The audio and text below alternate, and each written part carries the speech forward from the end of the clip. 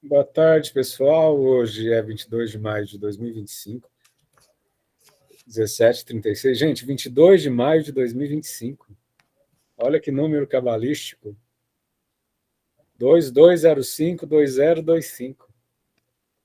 17h36. Estamos aqui reunidos para mais um encontro da nossa jornada de encontro de estudos humanistas sobre origens do totalitarismo da Hannah Arendt. Hoje nós iremos estudar o ponto 3.2, o poderoso mágico, 3.3, entre o vício. De acordo com o livro, é a página 111 a 138. Repito, 3.2, o poderoso mágico, 3.3, entre o vício e o crime. Estamos permitindo as pessoas entrarem na sala. E hoje teremos a generosa, dedicada à facilitação do Renan, que vai nos presentear com a sua dedicação. E é isso. Depois a gente continua com a nossa campanha de preenchimento dos quadros aqui de facilitadores. Lembrando que temos, a partir de setembro, gente, tá? O pessoal, durante a semana, fez a tarefinha de casa.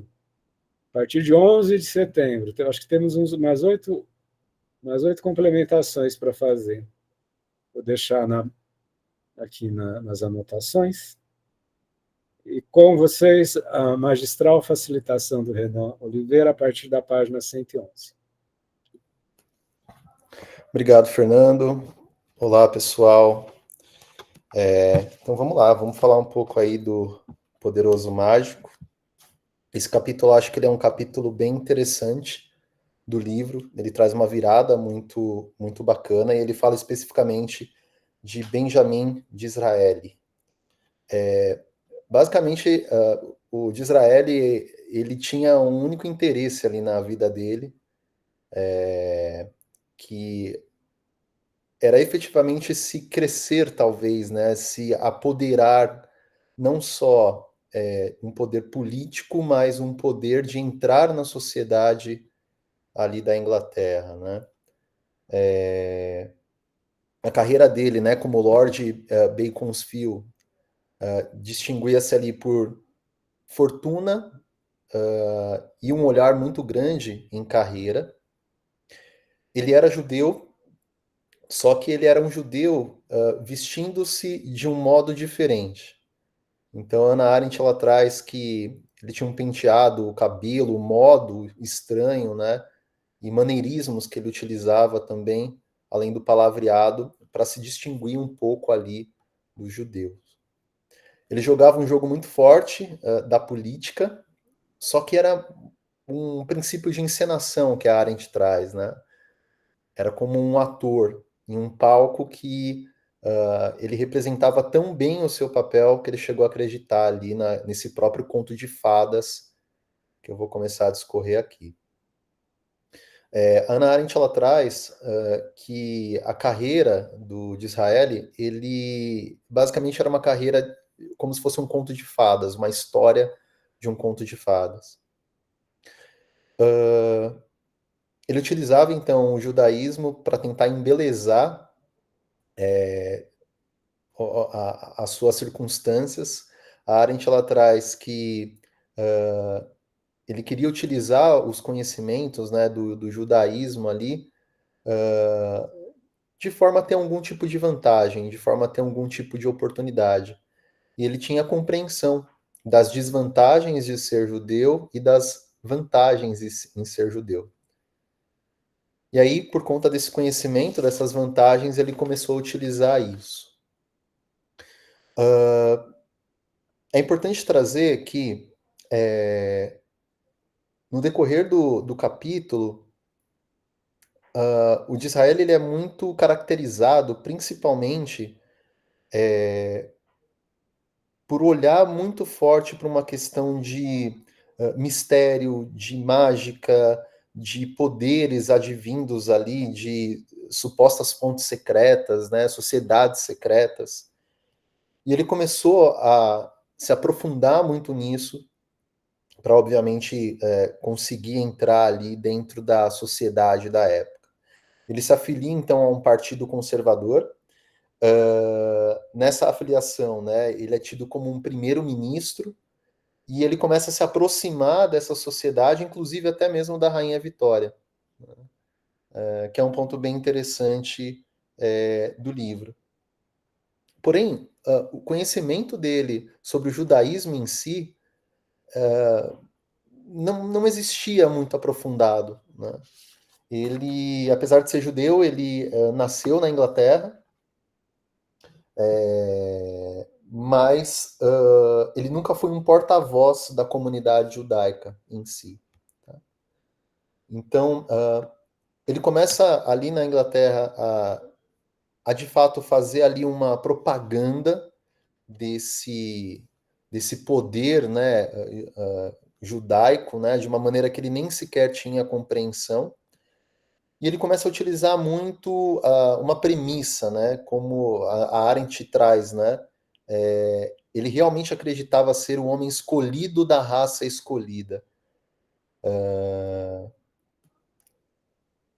Bom, no decorrer então desse capítulo, fala-se muito sobre essa importância que deixa de ser política, apesar dele ter atingido ali o patamar de ministro, e começa a ser uma circunstância muito voltada para um poder de permanecer dentro dessa sociedade secreta, de ser aceito dentro dessa sociedade secreta.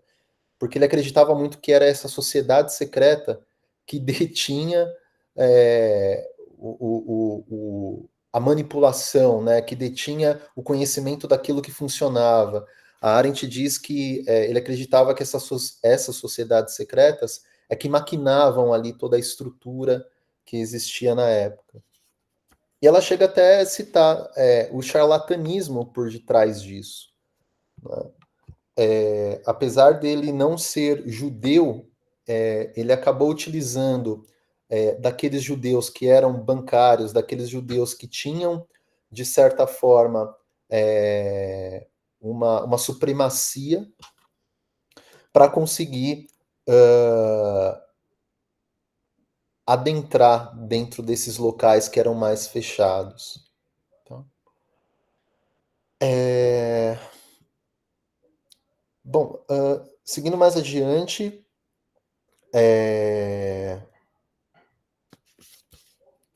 afirmar que você se sentir representado. Ah, tá. Seguindo mais adiante, tem uma parte ali por volta mais ou menos da página 117, que a Arendt traz sobre uma representatividade que o de Israel acreditava, e ela diz assim, afirmava que o princípio semita representa tudo o que é espiritual em nossa natureza, que as vicissitudes da história encontram na raça a sua solução principal. Por que eu trouxe isso? Porque o de Israel fazia questão de trazer essa supremacia judaica para se firmar dentro dessas posições, dentro dessa sociedade hierarquizada, dentro dessa sociedade composta ali pelos grandes, pelos ricos, né? Enfim, pela aristocracia. Né? Apesar dele fazer tudo isso, parece muito que ele teve um sucesso em partes. Apesar dele ser abastado, né, ele ter essa carreira criada, né, ele teve sucesso em partes, por quê? Porque a sociedade judaica até então, esse grupo judaico até então, não dava muito espaço para ele.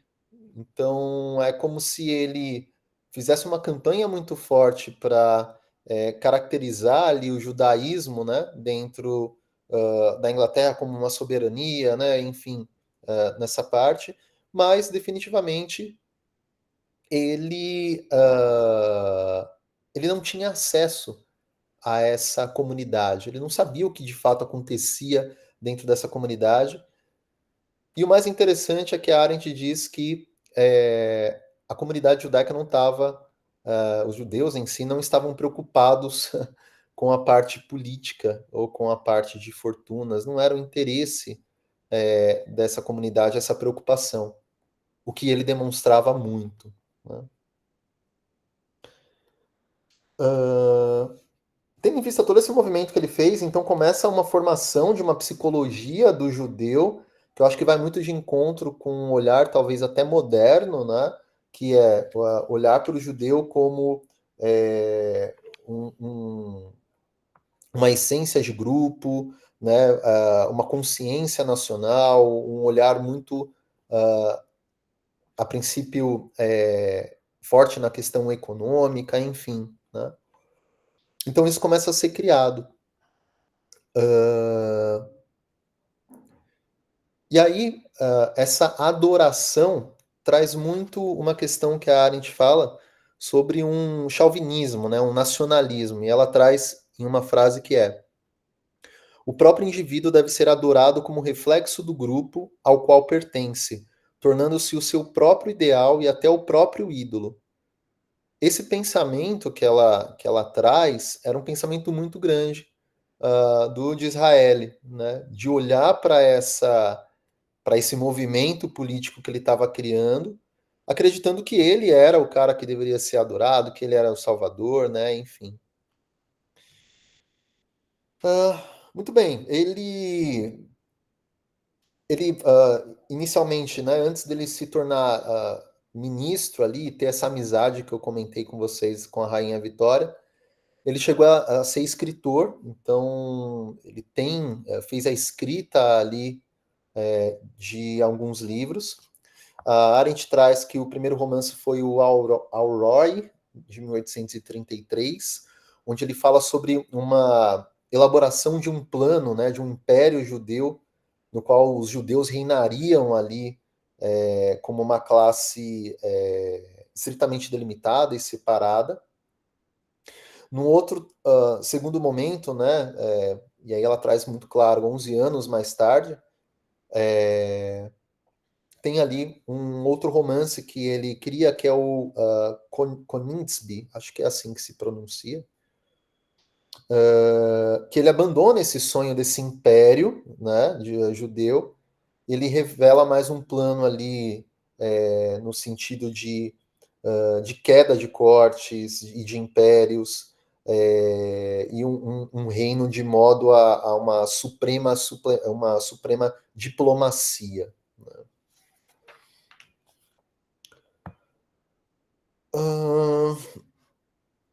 Mas para o final dessa parte, né, desse subtópico, a Arendt começa a trazer muito uma questão de charlatanismo. Basicamente, o Disraeli é citado pela Arendt muito como, e aí eu acho que talvez faça mais sentido quando ela fala o poderoso mágico, né, por esse afirmar-se uma coisa que não é e criar todo um enredo e uma história baseada nessa supremacia, né, nesse poder que nem sequer ele conhecia, porque ele não era, ele só era de origem judaica, né? Ele não foi criado nesses modos, né? Ele não tinha compreensão do que era o judaísmo, né? Então a Arendt fala o seguinte: aos olhos de Israel, como aos olhos de muitos outros charlatães, menos conhecidos e famosos depois dele, todo jogo político era travado em sociedades secretas. Não apenas os judeus, mas qualquer outro grupo cuja influência não fosse politicamente organizada ou que estivesse em oposição ao sistema social e político, eram para ele forças ocultas que agiam nos bastidores. Nada muito diferente do que talvez a gente consiga visualizar hoje, né? Existe, né, essa questão de sociedades secretas e toda uma história por detrás talvez dessa criação, enfim, né? A Arendt chama essa parte de charlatanismo, de que o poder está dentro dessas sociedades, de que o Estado, né, é controlado por essas sociedades secretas, enfim. Então, Israel ele traz isso muito forte, né, nessa presença ali na Inglaterra, tá? Eu vou seguir mais adiante aqui, pessoal. mas eu acho que, de modo geral, é essa a ideia que a Arendt quer trazer. E aí, nesse jogo político, a gente começa a ter ali uma função de conexões raciais, na verdade, convicções raciais, né? Essas teorias de sociedades secretas, né?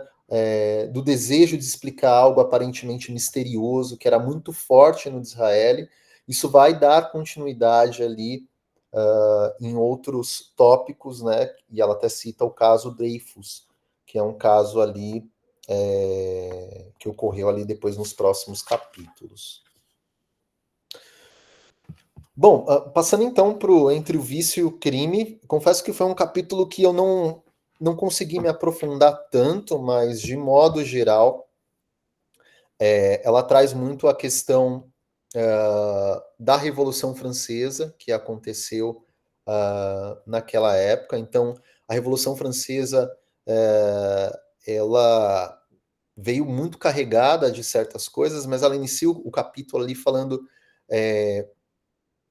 Paris foi chamada com justiça de la capitale du déchèvement, confesso que eu não vou saber falar essa palavra, mas ela traz muito, né, como cheio de promessas, o século XIX havia começado com a Revolução Francesa. A capital do 19º século, Ah, obrigado. século XIX. Então, quando ela traz isso, né, desse século XIX, começando ali pela Revolução Francesa, ela também relata que esse apogeu da Revolução Francesa acontece no caso Dreyfus. E aí, citando o que eu falei de Israel, ele também aparece nesse capítulo, muito contextualizando o que aconteceu após a sua morte. Né?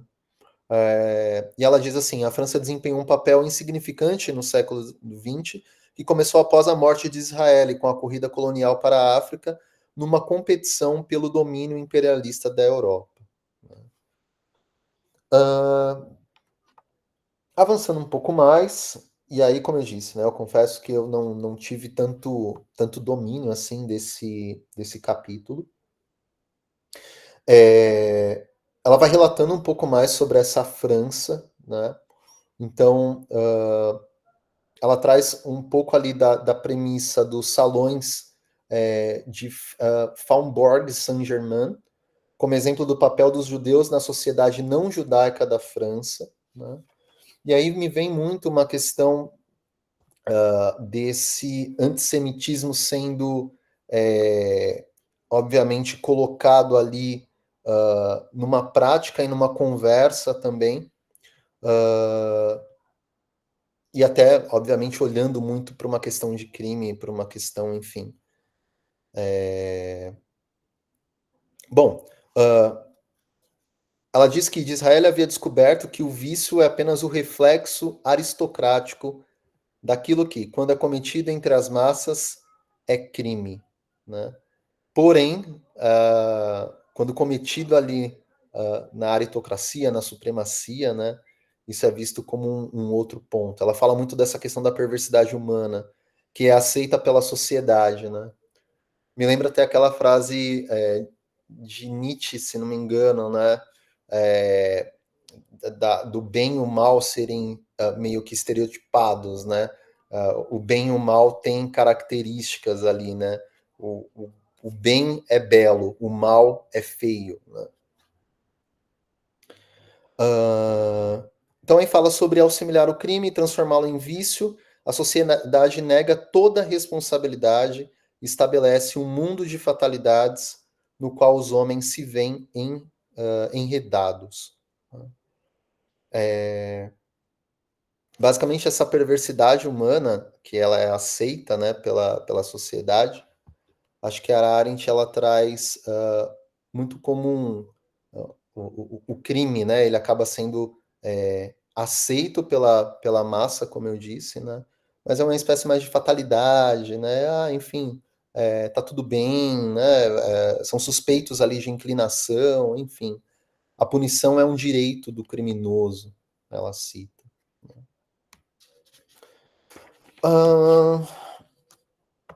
Bom, ela vai citar também Proust. Esse Proust,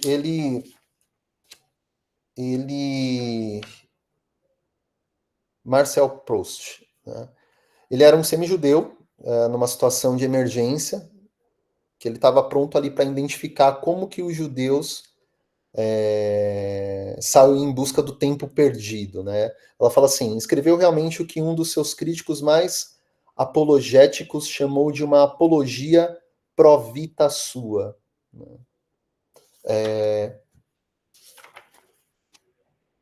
Esse Proust ele descreve longamente como a sociedade, constantemente à espreita do estranho, do exótico, do perigoso, finalmente identifica o refinado com o monstruoso e se prontifica a admitir monstruosidades. Acho que essa parte aqui, a Arendt ela traz muito essa questão dessa perversidade que a gente consegue enxergar hoje também na sociedade, ou seja, né, quando você olha para essa questão de crime, né, e aí fazendo aqui um parênteses, né, o crime ele é até vendido para as massas, né, então você olha ali determinadas reportagens, né, você pega, sei lá, um Cidade Alerta, um noticiário como esse, né, ele acaba sendo vendido para as massas, né, então, poxa, esse crime aconteceu, está desqualificado, essa pessoa é bandido, bandido bom é bandido morto, enfim, então vai muito numa ideia mais ou menos dessa. E de fato, né, mostrando um pouco dessa monstruosidade aí.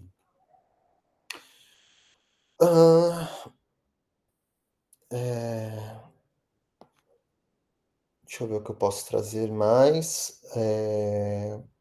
Tá, e voltando um pouco, né, ela cita aqui, embora de Israel fosse um daqueles judeus que foram aceitos na sociedade por serem exceções, sua autorrepresentação secularizada de eleito prefigurou e esboçou as linhas ao longo das quais iria se dar a autointerpretação judaica. Acho que de Israel ele traz muito carregado essa concepção judaica de supremacia, mas também desse olhar muito mágico, né, de uma propaganda ali que foi criada, mas ele acaba se perdendo em dado momento, né? E isso faz com que esse olhar para os judeus também se transforme, né? Também tenha essa diferença. E aí começa, ela diz que tem se acusado os judeus assimilados de se alienarem do judaísmo e frequentemente se pensa no genocídio que os atingiu como um sofrimento tão horrível quanto insensato, na medida em que foi desprovida até da antiga qualidade de martírio. Esse argumento despreza o fato de que, no que concerne aos velhos modos de crença e de vida, a alienação era igualmente aparente nos países da Europa Oriental. Acho que esse capítulo traz uma questão muito voltada ali para um olhar racial, principalmente no que diz respeito a quando de Israel ele começa a olhar também para essa divisão de sociedade, né, de uma maneira racial também, entendendo que havia essas divisões, né, haviam essas circunstâncias. Pessoal, acho que, a grosso modo, tem muito mais coisas a serem faladas, mas indo um pouco mais adiante, a gente começa a entrar na questão da Primeira Grande Guerra. Então, a Arendt diz que imediatamente após a Primeira Grande Guerra, os judeus da Alemanha e Áustria gozaram essencialmente do mesmo tipo de glória social, embora sob circunstâncias muito mais severas. E aí, óbvio, né, tem essa questão do caso Dreyfus, que também vai destrinchar um pouco mais, mas, de fato, né, ela meio que fecha esse capítulo dizendo que, para os judeus, a transformação do crime e do judaísmo no vício, elegante da condição de judeu, era extremamente perigosa. Os judeus haviam podido escapar do judaísmo para a conversão, mas era impossível fugir da condição de judeu. Além disso, se um crime é punido com um castigo, um vício só pode ser exterminado. Então fala muito dessa perseguição que ocorreu ali com os judeus, muito puxado também por essa questão racial, enfim. Tá? É isso. Muito obrigado em nome do coletivo, Renan. Sua fala foi muito instigante. E de alguns capítulos que acho que ela muda um pouco o roteiro, né? Não sei se você concorda. Vou começar minha colaboração instigado pela fala do Renan, né? Estou fazendo as leituras.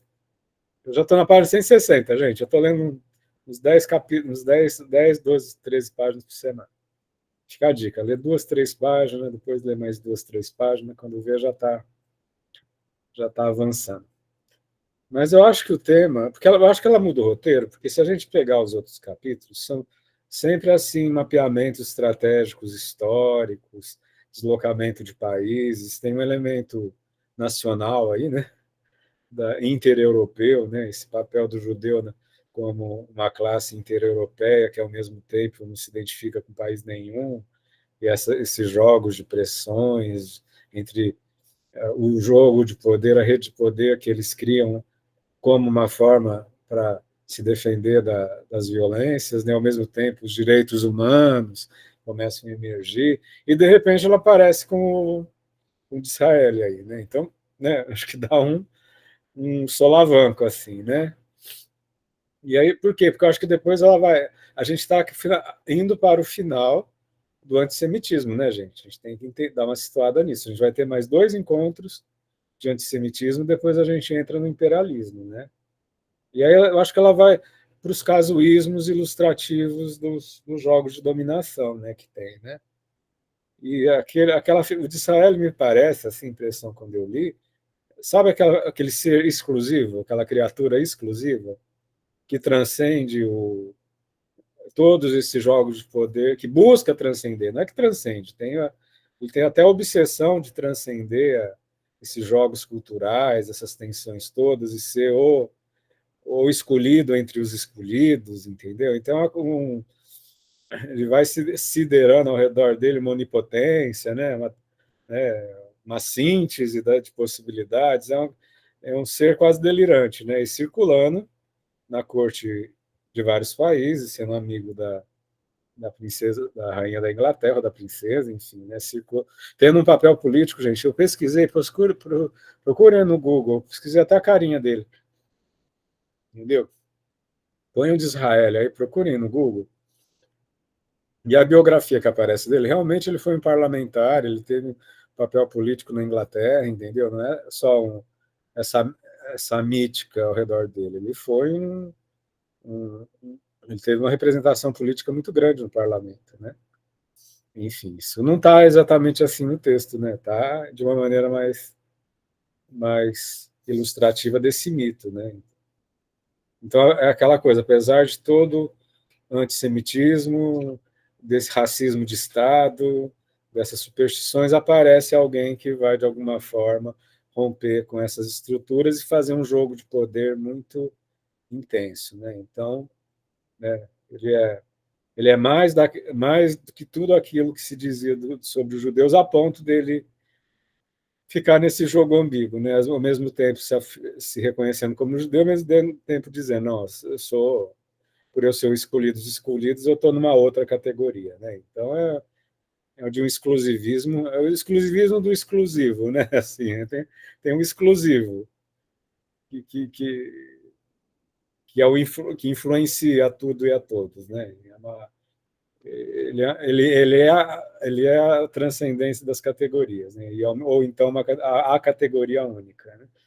Então me parece isso como uma forma assim quase caricata, né? De de uma falsa resolução de tudo isso, de todo esse jogo de poder que acontece, né?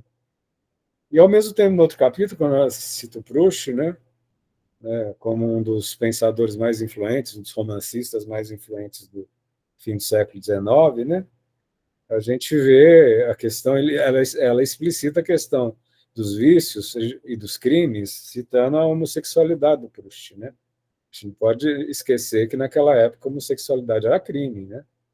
Mas, ao mesmo tempo, com a elegância do Proust, dos judeus, os judeus exclusivos e exóticos, né? Ela usa muito essa palavra exótica durante alguns capítulos. Tem o exotismo do diferente, que vem de uma cultura diferente, e que, no caso, um grande romancista como Proust seria muito...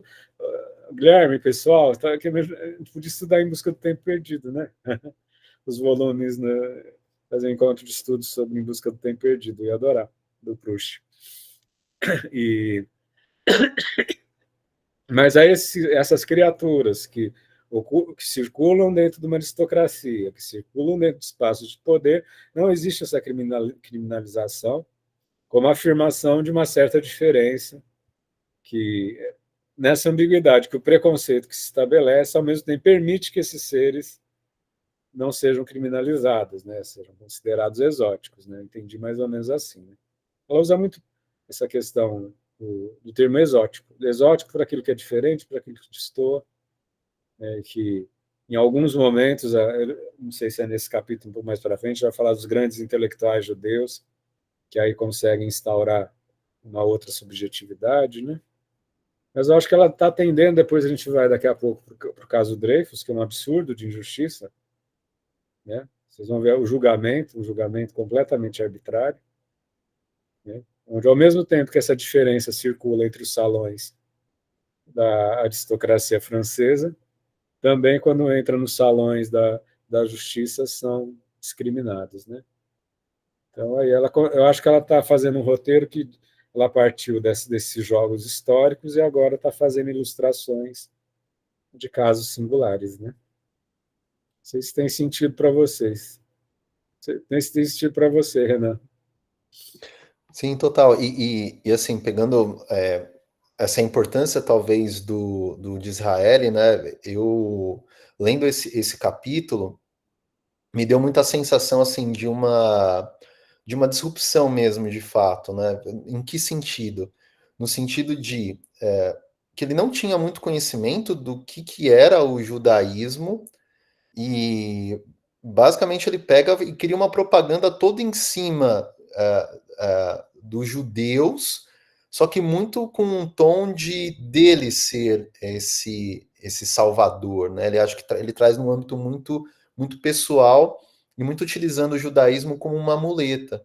Não fica tão, na verdade, não é que não fica tão claro, acho que fica bem claro assim que nem a sociedade judaica meio que tinha alguma relação com ele. Ele tentava percorrer de um lado e do outro, né? Tentando manter essas relações com políticos e tentando acessar essa sociedade que até então era difícil de ser acessada, né, na Inglaterra, mas ao mesmo tempo utilizando essa muleta de ser judeu, de, enfim, ter esse misticismo, essa espiritualidade, eu não sei como pode ser chamado isso, né? E isso rompe, né? Inclusive rompe com a Arendt fechando esse capítulo do Poderoso Mágico, falando dessa questão racial que o Disraeli também trouxe nessa propaganda política, né? Essa divisão ali racial, né? Então, enfim, acho que faz total Ele era um sentido. grande oportunista, dá a impressão, assim. Usava da imagem quando lhe interessava e fingia que não era com ele quando não interessava. Né? Daí me dá essa impressão. Guilherme levantou a mão. Boa tarde, Guilherme. Boa tarde. Eu gostaria de agradecer muito ao Renan pela facilitação dele, né? Achei muito descritivo e ao ponto, né? Eu acho que a gente chegou aqui no que a Zanara faz, no movimento fenomenológico dela, né? Que é chegar na aparência da coisa ao invés do fenômeno, sabe? O que ela fez até agora foi descrever como o antissemitismo se estabeleceu. No caso de Israel, ela mostrou apenas o resultado do antissemitismo, sabe? Aquilo que a Yara ela comentou 2 semanas atrás, quando ela foi falar, que ela tinha uma certa ideia da cultura mística, da sociedade secreta, não é desconexo. Ela simplesmente ela viu o que estava por trás da aparência primeiro, sabe? Ela realizou um movimento desconstrutivo. Né? Nesse sentido, eu acho que o que ela traz para a gente muito mais interessante, né, é o fato que você pode ter duas posições completamente dissonantes ao mesmo tempo, que são complementares. Os judeus, ele tinha um certo poder político, um certo poder social, que eram juntos, mas separados. Eles eram aceitos em alguns momentos socialmente e aceitos em alguns momentos politicamente, mas nunca os dois juntos e da mesma maneira. Isso quer dizer que, por exemplo, cara, uma coisa é a gente ser o Fernando, ele conversou agora, né, que naquela época ser homossexual ainda é crime. Ser homossexual ainda é crime. Não é de mudada na rua como um pouco de dois homens sobre o que acontece. Você tem o poder político, mas não o poder social. Você aceita politicamente, socialmente não. É essa divergência de que a gente está falando, né? Essa divergência que ela falou de Pinheiro. Você tem uma aceitação na lei, mas não uma aceitação na mudança estrutural da sociedade. Enquanto essas duas coisas elas não andarem de mão juntas, você vai ter divergências. Que vai poder criar esses jogos de aparência e de exceções. Nesse sentido, né, o de Israel, ele é a bicha famosa. Eu não sei se vocês acreditam, quando vocês acompanham esse tipo de coisa, gente. Mas o que está aparecendo de gay conservador por aí é ridículo. É ridículo. A verdade é que eu fico assim, cara, na hora do Estado, eu e vocês não são diabos, sabe? Não adianta você fingir que você é de direita, não. Vai todo mundo ser assassinado na hora que tiver. Mas a questão, cara, é que literalmente você cria a exceção da exceção dentro dos seus padrões. Você cria o estereótipo da boa pessoa, do bom gay, da boa lésbica, da mulher de direita, sabe? Todos esse, esse escolhido dentro do grupo oprimido que vai se associar à força opressora, né? Para demonstrar tanto o poder de que você for, né, a boa pessoa, a pessoa com índole, né, você vai chegar onde chegar. Mas se você cair nas tentações, você cai no vício, né? Isso que é aquela coisa, né? Aquela que está na bacanalha, sabe? No, na boca do povo é ser feio. Quando é o. Como é que é o nome daquele político? Não lembro se ele era político. Mas que ele era gay também. Que era uma figura. Todo mundo sabia que era gay, mas ele nunca assumia. Clodovil?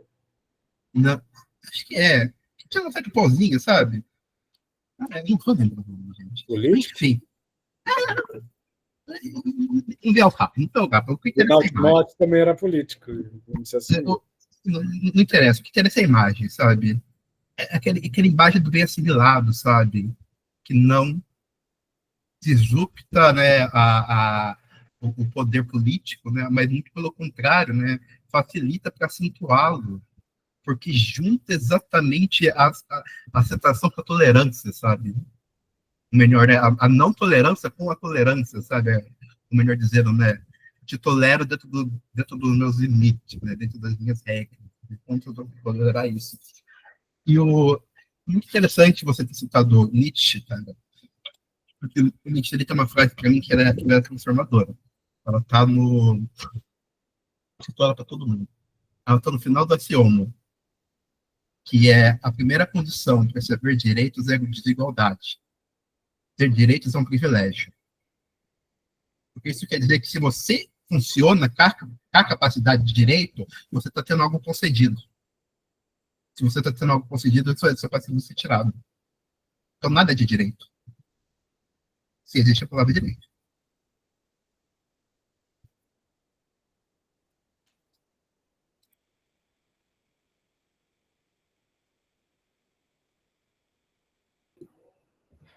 Obrigado, Guilherme, pela contribuição. Eu estava até tentando buscar qual que é a frase correta que Nietzsche falou da questão do estereótipo do bem e do mal, porque eu não me recordo. Mas me veio muito, assim, quando ela começa a descrever esse olhar do de Israel e também lá no outro capítulo do Vício do Crime, esse estereótipo, ele vai para esse olhar racial, para esse olhar da questão da sociedade aristocrática, daquilo que pode, daquilo que não pode, mas aquilo que pode, aquilo que não pode, está ligado àquilo que a sua fortuna, aquilo que você tem, né? Então, fica muito evidente isso, sabe? Mas no final do dia, eu também penso muito sobre a frase que você falou. Você falou mais ou menos assim: cara, tá tendo muito homossexual conservador, mas, cara, no final das contas, se acontecer alguma coisa, vai eu, vai você, vai todo mundo, né? E isso me parece muito evidente nesse capítulo também, né? Que ela descreve, e aí acho que mais para frente vai falar muito sobre isso também, sobre a questão de, cara, não importa mais na Primeira Guerra ali, quando acontece o boom, que judeu que você é, porém, quem está ali na aristocracia vai ter, talvez, alguns privilégios a mais do que quem está na massa, mas no final do dia você é judeu, né? Acho que vem muito isso também. É sempre o estigma da diferença, né?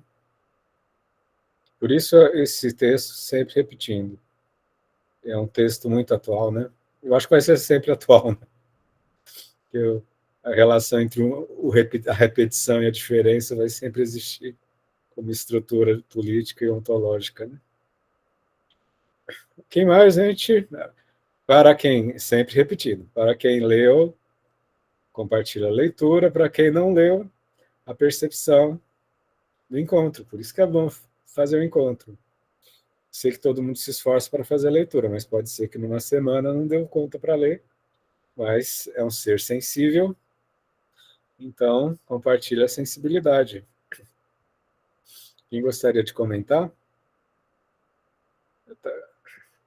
E eu quero refrisar que eu acho muito interessante estar com vocês. Se eu lesse esse texto sozinho, não ia ter o mesmo encantamento.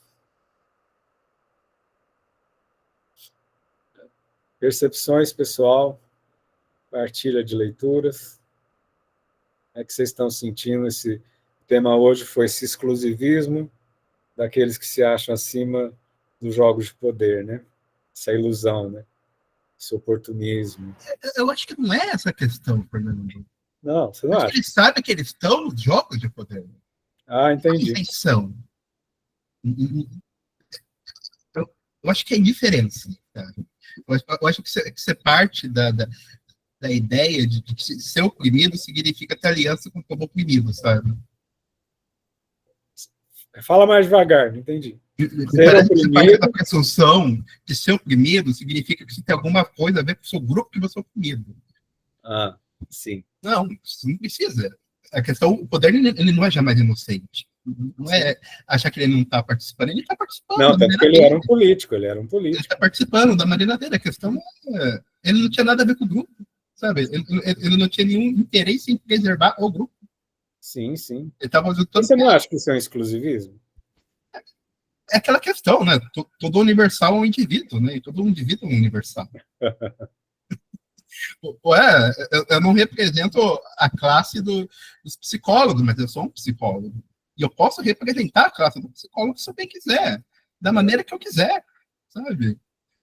A questão é usar o poder para proteger e o poder para massacrar é a mesma coisa. É o uso do poder. Sabe? Eu acho que esse é um pouco da questão que a Hannah Arendt quer dizer.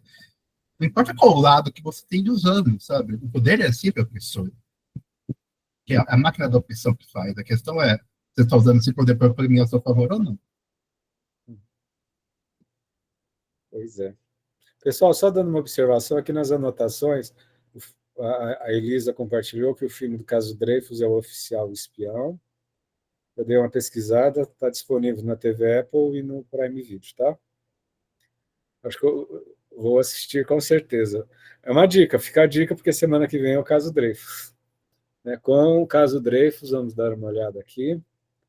Caso Dreyfus, que é um tema interessante, com a facilitação da Giovana, que é a monitora, que não está aqui, mas eu vou conversar com ela. Tá? Enfim, faz estágio no CAPES comigo.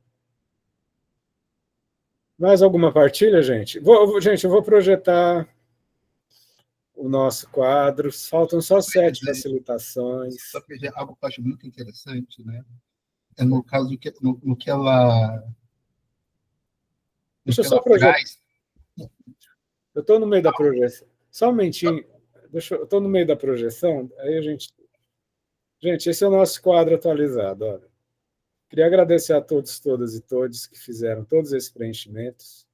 Deixa eu só antever os próximos encaminhamentos. Caso Dreyfus, Giovana Malbetti, 29 de maio, 5 de junho, a Monique Ribeiro, com esses tópicos. Depois, 12 de junho, antes do feriado, a Nazaré Cruz. Depois, né? Lembrando que 12 de junho, a Nazaré Cruz vai inaugurar o imperialismo, tá? Estamos há 2 semanas para a gente finalizar o antissemitismo.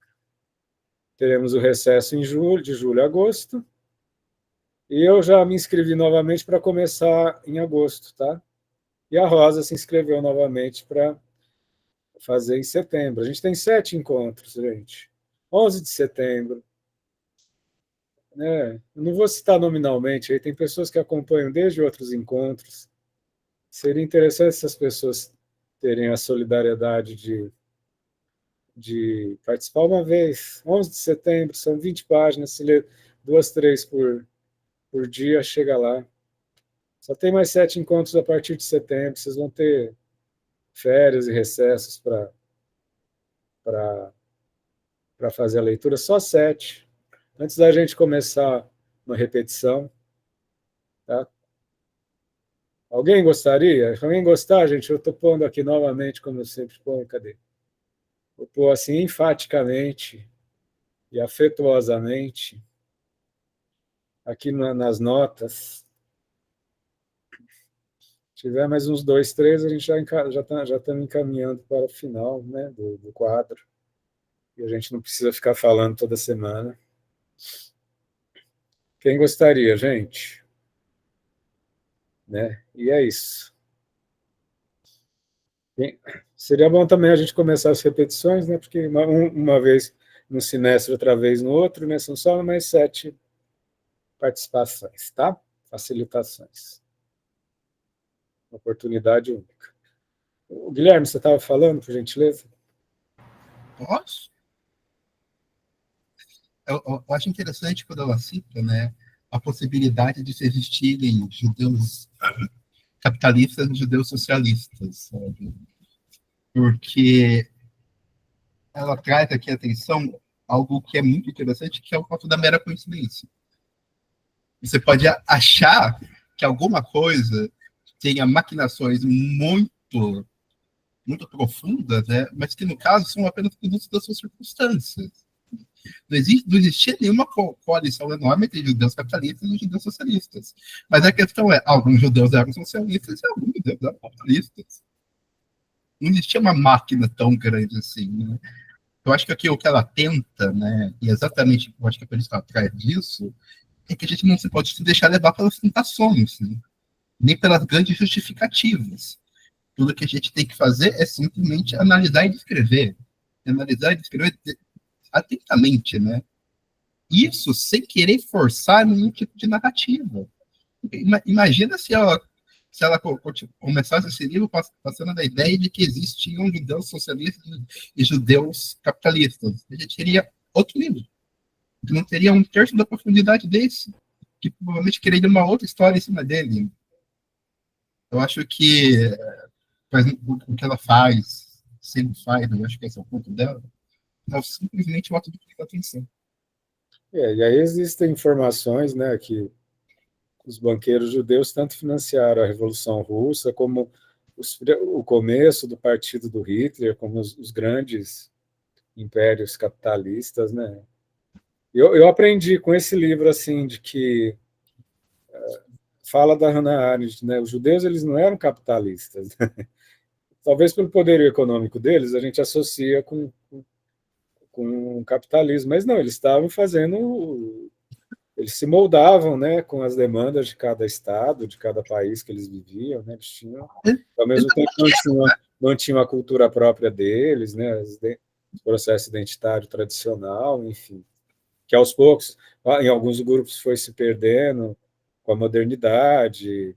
A gente vai ver, não sei se a gente vai ver, acho que a gente ainda não viu a questão que a grande inteligência intelectual dos judeus no fim do século XIX, transcurso do XX, vai criar um tipo de uma outra figura do judeu que vai rompendo com as tradições, né? E se afirmando na vanguarda do intelecto, né? Ele não levantou a mão. Não, e pegando o que você está falando, né, Fernando, nos capítulos anteriores a gente vê lá, né, que os judeus eles estavam no meio das guerras, só que eles ficavam responsáveis pelo transporte, pela alimentação de alguns militares, né, isso antes da Primeira Guerra, né, as guerras que aconteciam ali na Europa, enfim. Então, e de certa maneira eles foram crescendo a sua fortuna também com essa comercialização dentro desse caos que estava rolando, e como eles não tinham também um lugar muito fixo, né? Então ficava mais fácil essa internacionalização, né? Pô, conheço o Fernando que é, sei lá, de outro lugar, então vamos comercializar, conheço o Guilherme e vai acessando, e essa rede ela vai sendo ampliada, né? De uma maneira que de fato fica até muito. Talvez a sensação que eu tive foi que fica perceptível que eles estavam tentando sobreviver. E aí, do nada, Os bum! alemães ganhavam com a Segunda Guerra Mundial. Qual que é aquela marca da moda, gente, alemã, que faz os uniformes e que hoje é famosa? Os uniformes dos nazistas, que hoje é famosa? Quem dá uma pesquisadinha no Google? É famosa. É toda fashion hoje em dia. Todos, né? Hugo Boss, exatamente, Sayão. O Hugo Boss ficou. Era uma alfaiataria que não era tão destacada, fez a roupa dos exércitos e hoje é toda fashion, né? Né? Muita gente ganha, né? Muita gente ganha dinheiro com guerra, né? Muita gente, né? Não precisa ser judeu, entendeu? Isso que é o lance, né? Enfim, eu acho que a Hunarid, ela faz essas filigranas, né? A questão das conspirações, sabe? Ela coloca como uma psicologia da conspiração, né? Quando a pessoa se sente ultrajada nos seus ideais, ela desperta uma posição esquizoparanoide de conspirações. Quer dizer que não existam grupos, né, gente? Também não sejamos ingênuos, né? Mas ela faz uma psicologização das conspirações, né? Qualquer coisa que acontecia, uma teoria da conspiração emerge, né? Tem muita gente que ganha dinheiro com teoria da conspiração também. Né, gente, eu acho que a gente, qualquer outra coisa era pedir que os judeus não fossem banqueiros, né? Você não queria que ele fizesse, não prestasse dinheiro? Presta dinheiro para quem pede, né? Não, e aí, nos capítulos mais para frente, vai falar que muitas dessas teorias conspiratórias foram feitas pelos jesuítas. Por sua vez, outros, não sei se eram judeus, gente, tem que ver os dados aqui, falavam da Roma secreta, conspiracionista os católicos, né, fazendo conspirações contra o mundo, entendeu? Então é um dispositivo conspiracionista. Não quer dizer que não existam grupos de poder que com seus segredos, né, gente? Mas eu acho legal saber que tem um dispositivo conspiracionista sempre que um ego é contrariado, né? Muito interessante.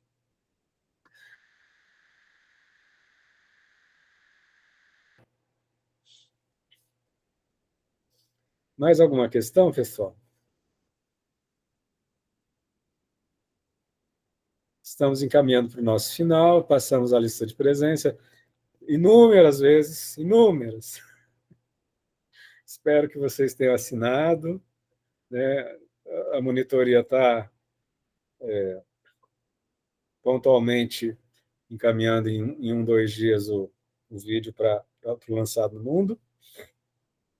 E vamos pensando, eu adoraria estudar em busca do tempo perdido, pessoal. Sei que são vários volumes, isso demoraria acho que uns 4 anos para a gente estudar todos os volumes. Mas eu adoraria estudar Proust. Ele é o retrato de uma época, de uma percepção, né? A gente que estuda fenomenologia, né? Eles dizem que as descrições do Proust são muito sensíveis, né? As famosas Madeleines de Proust. Enfim. Mas a gente vai amadurecendo a ideia. Podemos finalizar, gente? Vou parar nossa gravação. Se a gente tiver mais alguma coisa para conversar, a gente conversa uns minutos. Iniciar a gravação. Parar a gravação. Tenha uma ótima semana. Semana que vem a gente se vê com a Giovana, estudando o famoso caso Dreyfus. Assista um filme que eu vou assistir ainda hoje. Abração. Fernando.